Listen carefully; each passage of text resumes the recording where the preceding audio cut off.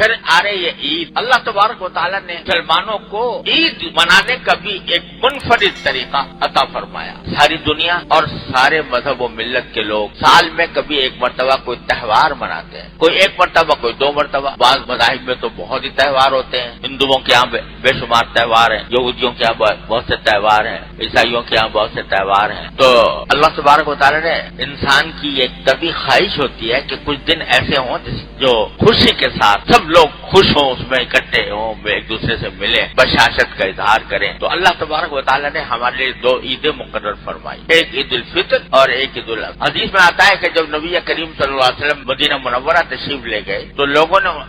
آپ کو بتایا کہ یہاں پر ہم 2 دن خوشی منایا کرتے تھے، تہوار مناتے تھے، ایک نیروز کا دن تھا، ایک مہرجان کا دن۔ تو رسول کریم صلی اللہ علیہ وسلم نے فرمایا کہ اب نیروز مہرجان تو ختم ہو گیا، یہ جاہلیت کی علامت تھی، اب اس کی جگہ ہم تمہیں 2 عیدیں دے رہے ہیں، ایک عید الفطر اور ایک عید الاضحیٰ۔ اب ذرا اس بات کو پر غور فرمائیے کہ دنیا میں عام طور پر جو عیدیں منائی جاتی ہیں، یہ تہوار منائے جاتے ہیں، وہ کسی تاریخی واقعے کی یادگار میں منائے۔ فلاں کی ولادت ہوئی تھی، اس میں تہوار منا لیا، فلاں واقعہ پیش آیا تھا، اس واقعے کے اوپر تہوار منا لیا۔ مثلا کرسمس منائی جاتی ہے عیسائیوں کے ہاں، وہ حضرت مسیح علیہ السلام، حضرت عیسیٰ علیہ السلام کی پیدائش کی یاد میں منائے 25 دسمبر۔ حالانکہ تاریخی طور پر حضرت عیسیٰ علیہ السلام کی 25 دسمبر کے دن ولادت تاریخی طور پر ثابت نہیں، لیکن وہ لوگ سمجھتے ہیں کہ 25 دسمبر کو ولادت ہوئی تھی، اس کی خوشی میں مناتے اسی طریقے سے۔ اور لیکن اللہ تبارک و تعالیٰ نے جو 2 عیدیں رکھی، یہ کسی خاص واقعے کی یادگار نہیں ہے۔ عید الفطر ہے مثلا یکم شوال کو کوئی ایسا واقعہ جو جس کی ساری زندگی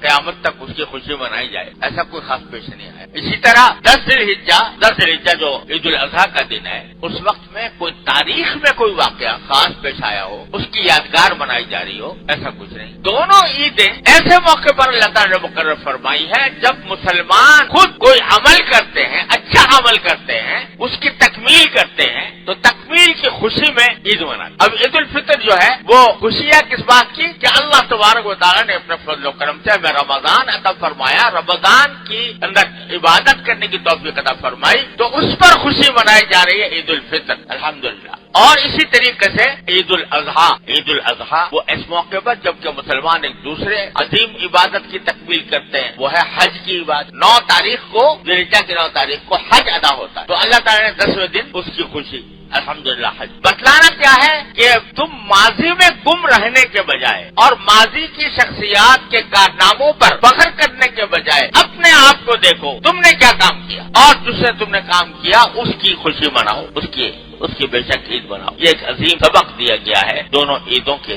سلسلے میں۔ عید کا دن آ جائے تو پھر اس کو منانے کا بھی طریقہ ایک منفرد طریقہ ہے۔ کیا سب سے پہلا کام عید کا دن شروع ہونے سے پہلے سب سے پہلا فریضہ یہ عائد ہوتا ہے کہ صدقۃ الفطر ادا، فطرہ جس کو کہ فطرہ کتنا ہوتا ہے؟ 2.25 سیر گندم یا اس کی قیمت، 2.25 سیر گندم یا اس کی قیمت، 2 سیر سمجھ لو گندم کی قیمت۔ مقصد کیا ہے کہ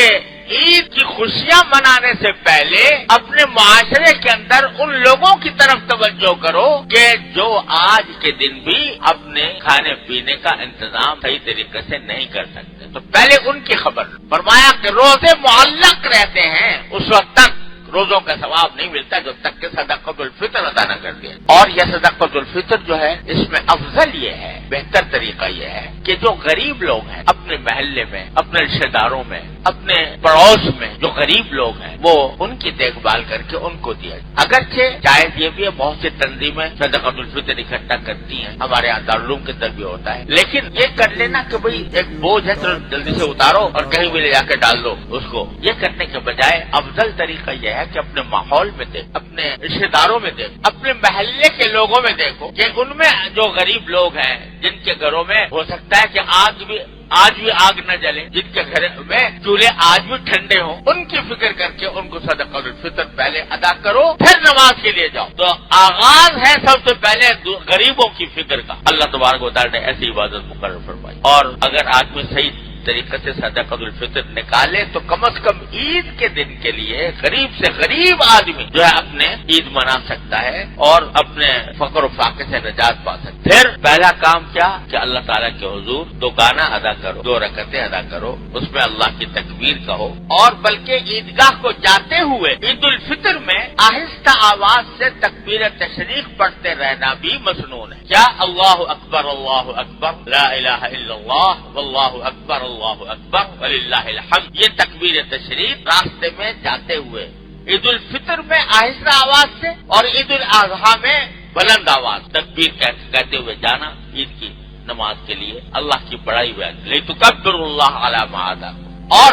پھر کیا کہ وہاں جا کر 2 گانا نماز کا ادا کریں، اس میں بھی تکبیر زیادہ ہے، 6 تکبیریں زیادہ ہوتی ہیں، 6 تکبیروں کے ساتھ نماز پڑھو، اور اس اجتماع کے اوپر اللہ کی خاص رحمتیں نازل ہو۔ جب سارے مسلمان عیدگاہ میں جمع ہیں اور روزے پورے کر کے آئے ہیں تو اللہ تعالیٰ فرشتوں سے خطاب کرتے ہیں کہ اے میرے فرشتوں، یہ بتاؤ، تم پہلے کہہ رہے تھے کہ جب انسان کو ہم پیدا کیا تھا تو اس وقت تم کہہ رہے تھے کہ انسان کو کیوں پیدا کر رہے ہیں، ہم تو آپ کی تسبیح و تقدیس میں لگے رہتے ہیں، یہ تو خون ایک دوسرے کے خون بہائیں گے۔ اس وقت میں ملائکہ نے یہ کہا تھا۔ اب اللہ تبارک و تعالیٰ ملائکہ سے کہتے ہیں کہ اے میرے ملائکہ، یہ بتاؤ کہ جس مزدور نے